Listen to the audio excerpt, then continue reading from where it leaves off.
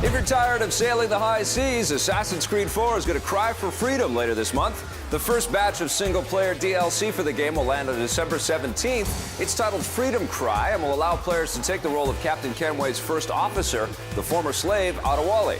In the DLC, he'll return to the French colony of Saint-Domingue to wreak vengeance on his former oppressors with the goal of freeing as many slaves as possible. Players will have new abilities and a completely new ship at their disposal. They'll also get to explore the new city of Port-au-Prince and help begin the slave revolution that turned Saint-Domingue into the Republic of Haiti. You get to experience a new city. You get to experience a different type of setting in a city.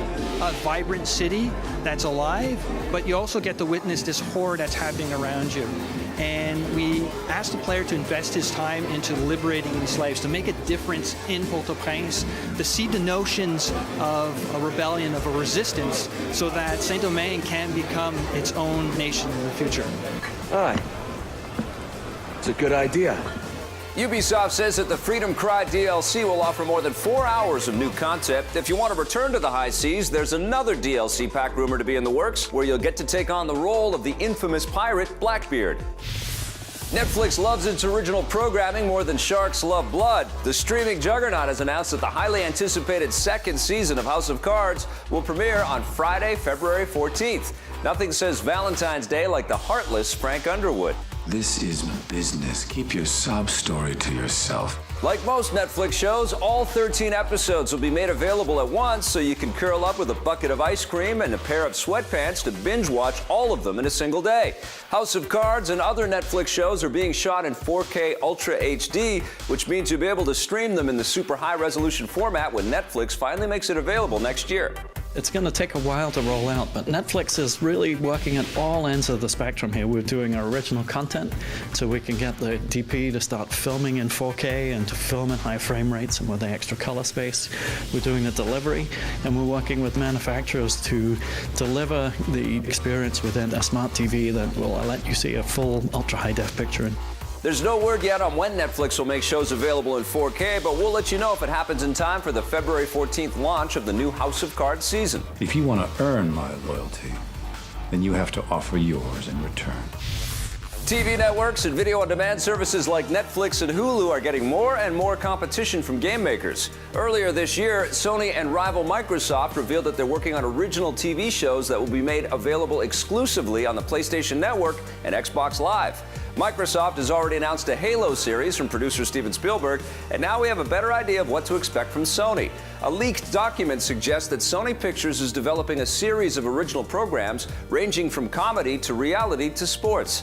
No specific titles have been named, but we'll let you know when that changes. And don't forget that Sony is also working on several big-screen films inspired by its game franchises, including the Ratchet & Clank movie.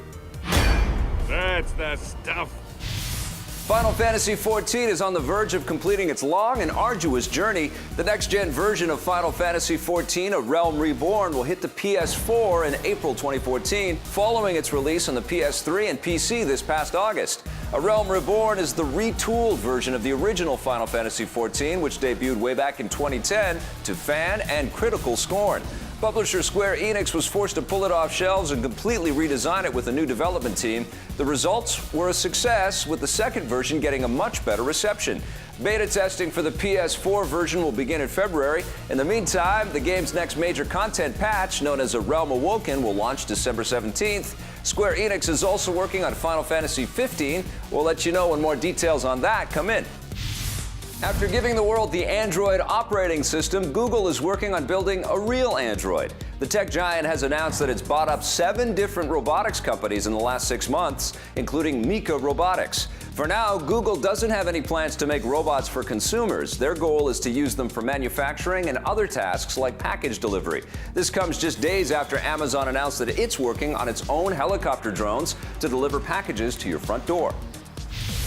Peter Jackson says that the next Hobbit movie will be better than the last one. When the first film in the new Middle-earth trilogy began the adventure in theaters last year, some fans complained that it failed to live up to the standards set by Jackson's iconic Lord of the Rings movies. I'm going on an adventure! The latest film, The Hobbit, The Desolation of Smaug, promises to be a big improvement.